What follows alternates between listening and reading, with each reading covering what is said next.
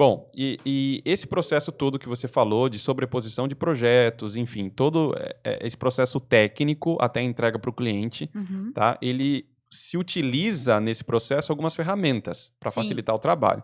Dá para você fazer já tá com o AutoCAD da vida, né? Você faz uma Sim, sobreposição e vai vendo os apontamentos sim. ali, tá?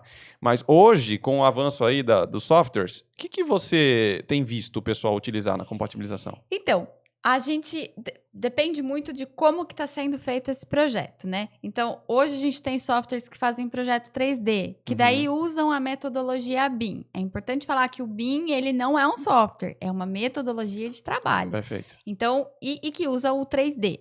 Então, falando no sistema normal, né? Tem gente que Na acha que prancha. BIM é Revit, né? Tem gente que acha que BIM é Revit. Ai, nossa, Poxa dá até vida. O uma Revit é tontura aqui. bom, mas não é BIM, né? Não, não é só isso. Ah, viu? Não é um software.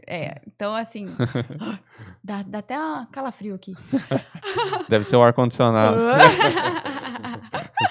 E, então, quando a gente tá. Vamos falar no sistema normal, no 2D, né? Que a gente Tá. fala que é o AutoCAD da vida, né? Uhum.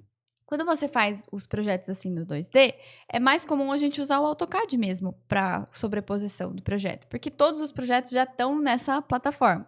E aí a gente fala AutoCAD, mas aí não precisa ser o AutoCAD, é o DWG, né? A extensão Uhum. DWG, Perfeito. porque hoje a gente tem outros softwares que têm essa extensão e que Tá. são gratuitos também, porque o Uhum. AutoCAD ele é um software pago, ele Certo. tem uma licença. Uhum. Então, a gente consegue usar esses. Isso para 2D.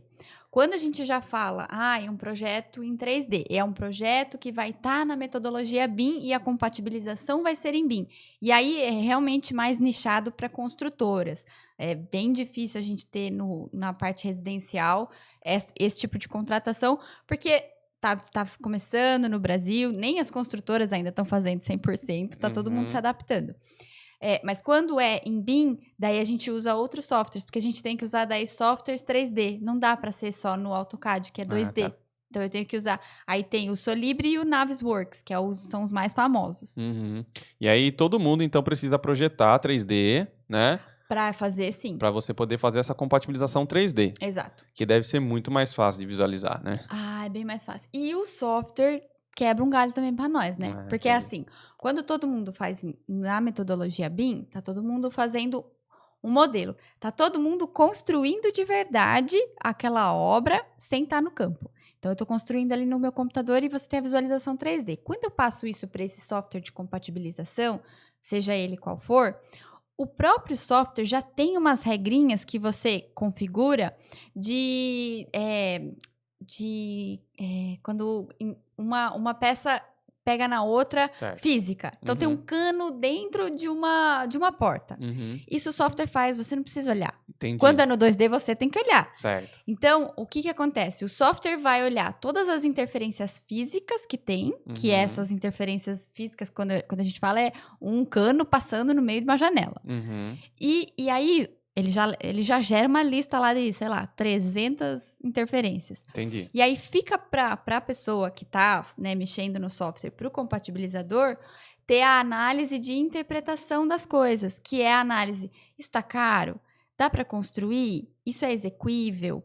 Como é que vai ficar a estética disso? Então, a gente começa a se preocupar mais no nível estratégico do projeto e não no nível físico, só, tipo, preocupado, aí tem um cano passando aqui. Entendi. Você começa a olhar para a parte de norma, você Entendi. começa a olhar com outro olhar, você está preocupado com outra coisa, porque o software já olhou o que é físico, já olhou o que é gráfico, ele já pegou. Entendi. Então, você fica com a parte que depende do humano mesmo, da Entendi. interpretação humana. Então o software ele entra mesmo como uma ferramenta de aprimoramento desse processo, Com que ele certeza. facilita além da vida do gestor, né? Sim. Como também do resultado final, né? Que aquilo que eu esqueci, pode ser que você não esqueça, porque o software fez isso para Exato. você. Se for uma interferência física, e aí hoje os softwares, né, tem vários softwares, você consegue configurar as regras, né, que ele vai olhar, porque o software ele só faz aquilo que você manda, também tem isso. Você tem que saber como pedir para ele. E a capacidade de processamento dele é muito maior do que de um ser humano.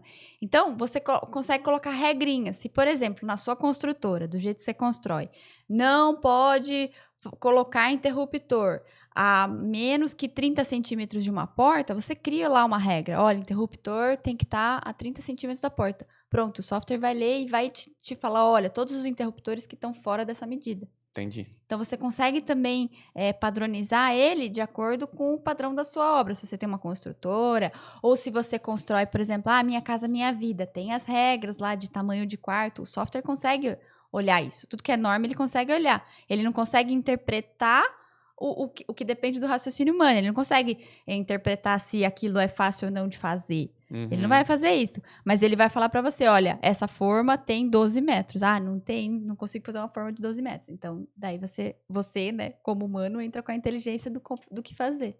Entendi. Legal. E aí, você fecha o circo, né? Tá completo. Tá feito. E aí, assim, pra reunião é muito mais fácil, né? Igual você falou, porque você tá vendo ali no 3D. Então, a visualização é muito mais fácil.